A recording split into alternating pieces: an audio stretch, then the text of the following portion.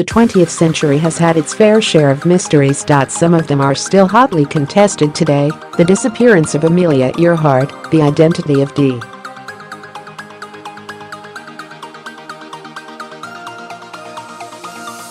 B.Cooper, the Black Dahlia murder, etc.Others, however, haven't been a talking point in years, perhaps even decades.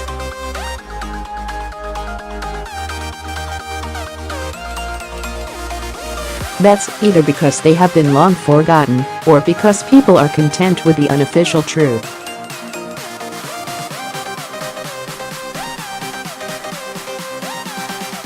Was the Shotgun Man real? Early 20th century Chicago was a dangerous place for Italian immigrants living in Little Sicily.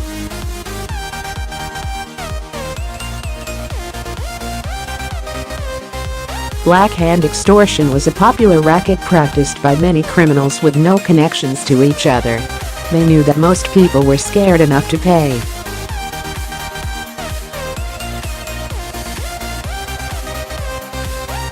Otherwise, these people would be visited by the Shotgun Man, an enforcer targeting people who refused. The Black Hand.The Shotgun Man was Little Sicily's boogeyman, said to prowl the intersection of Oak Street and Milton Avenue, that was known as Death Corner.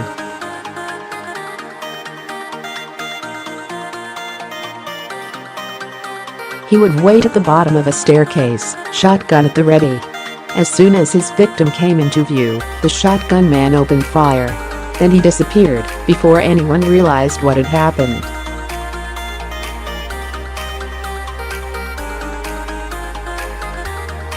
How did Natalie Wood die? The story of actress Natalie Wood's mysterious death is well known by this point.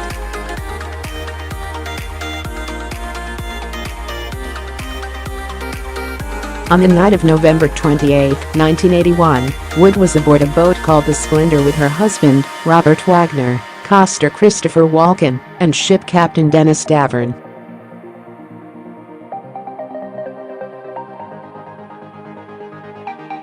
The following morning, her bruised body was found 1.6 kilometers, 1 mi, away, next to a dinghy. She had a high blood alcohol level and had taken several medications.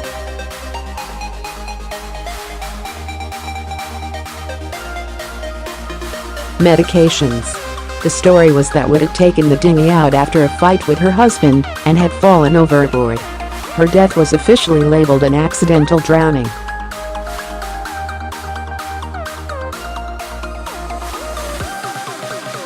After the new investigation, the medical examiner concluded that some bruises on Wood's body were likely to have appeared prior to her going in the water, but that it was impossible to say with certainty. Her case is still open.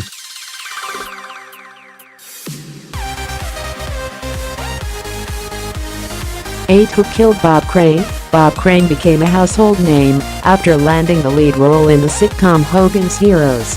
In 1978, the 49-year-old actor was found bludgeoned to death in his apartment.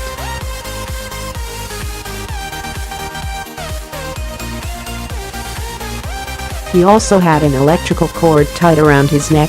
Things took a new turn in 2016 when a news anchor successfully petitioned authorities to do another DNA test using modern technology.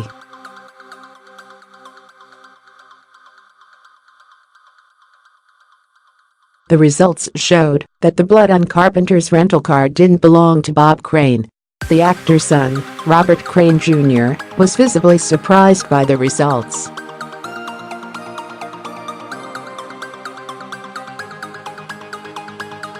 He then directed suspicion at his stepmother, Patricia Olson, who was the sole beneficiary of Crane's will.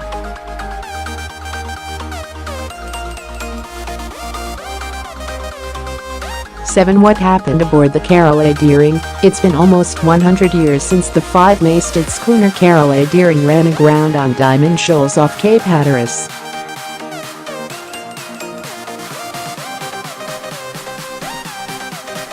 Commonly referred to as the graveyard of the Atlantic, Cape Hatteras had seen its fair share of ships sink to Davy Jones' locker.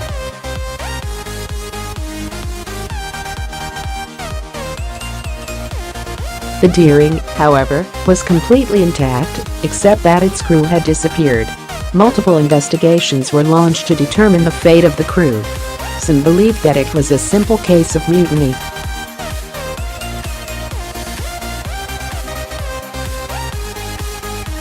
Others thought that the ship had been overtaken by rum smugglers coming from the Bahamas. The investigation was closed in 1922 without an official conclusion.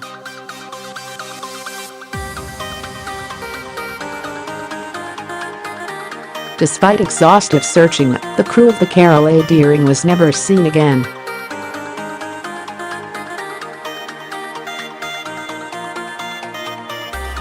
What happened to the Lady of the Swamp? Margaret Clement's father started out as a cattle farmer in Scotland, but later made successful mining investments in Australia.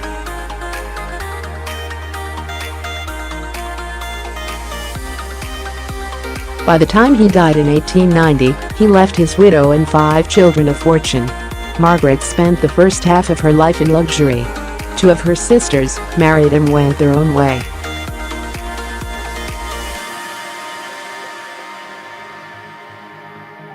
In 1907, Margaret, her sister Jeanie, and their brother Peter bought Tullery Mansion in Gippsland. It was a lavish house, but was surrounded by rough terrain, mostly swamp.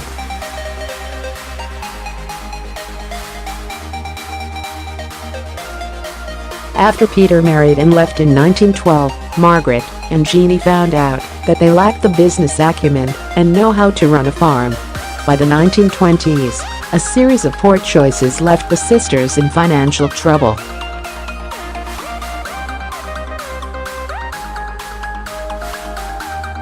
They became recluses. It wasn't until 1950, when Jeanie died, that the public found out just how far the Clements had fallen. Tullery Mansion was in shambles, it needed repairs, lacked basic amenities, and was surrounded by dense shrubbery.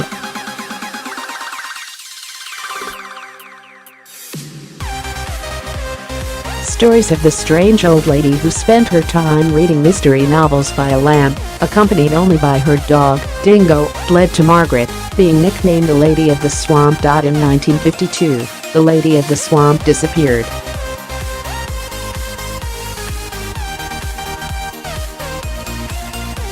Many suspected her neighbors, Stanley and S. Livingston. Others accused Margaret's nephew, Clement Carnegie, whom she had disinherited a while before her disappearance. Some believed that the old lady fell prey to the perils of the swamp.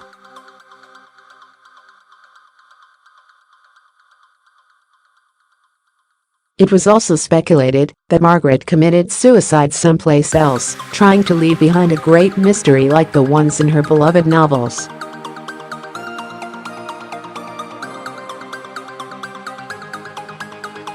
How did Eugene Izzy die? Eugene Izzy enjoyed a successful career as a writer of hard-boiled detective stories set in his hometown of Chicago.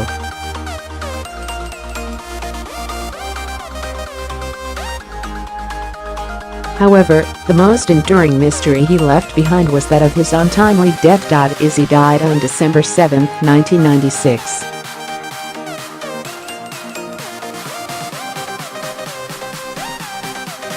His body was found dangling outside his 14-story office in downtown Chicago. He was hanging from a rope tied to a steel desk located in his office.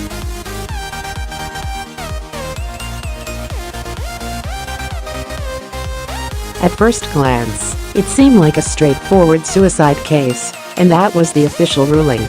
However, the details made the death seem straight out of a mystery novel.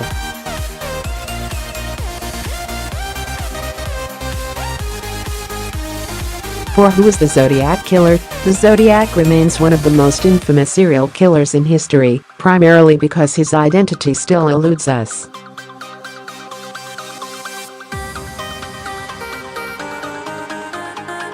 A lot of people became convinced that Arthur Lee Allen was the Zodiac. Almost 4 decades old, the case had been labeled inactive for a while before being officially reopened sometime around 2007.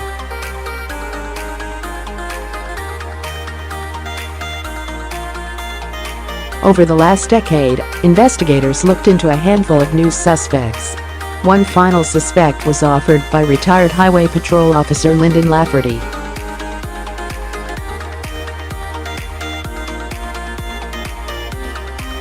He is part of a group of retired officers turned amateur sleuths called the Amanda 7. They identified Zodiac as a former real estate agent living in Fairfield, California, who died in 2012.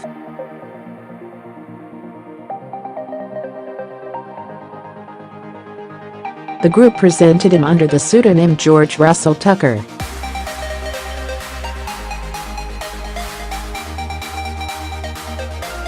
The Amanda 7 claimed that there was a conspiracy behind the investigation. Tucker's wife was having an affair with a judge who diverted investigators' attention.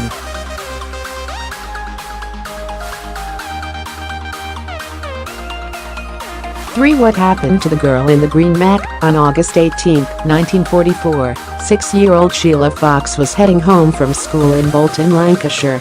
However, she never arrived that night.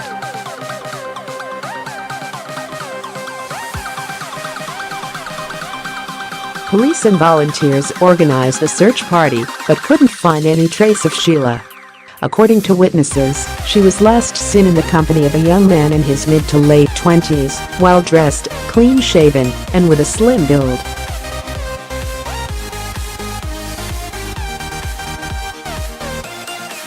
The media nicknamed Sheila the Girl in the Green Mac. Although her disappearance was soon overshadowed by wartime events, this mystery was never forgotten.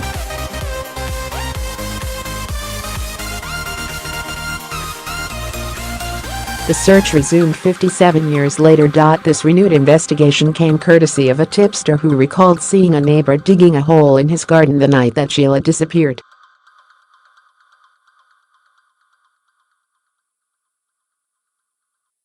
A little research revealed that the man living in the house in 1944 was 20-year-old Richard Ryan, who was later convicted of rape and charged with child assault in different cases.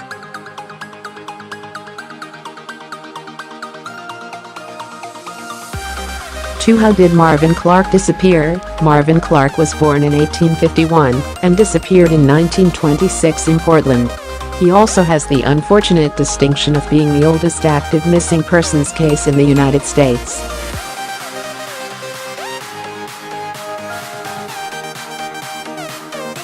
Clark vanished during Halloween weekend when he left his home in Tigard, Oregon, to visit his daughter, who managed the Hereford Hotel in Portland.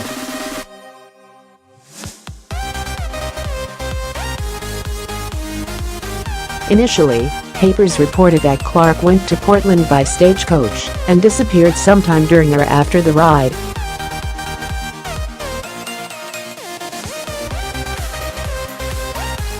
The story was later corrected to say that Clark traveled by bus and was last seen getting off at the terminal in Portland.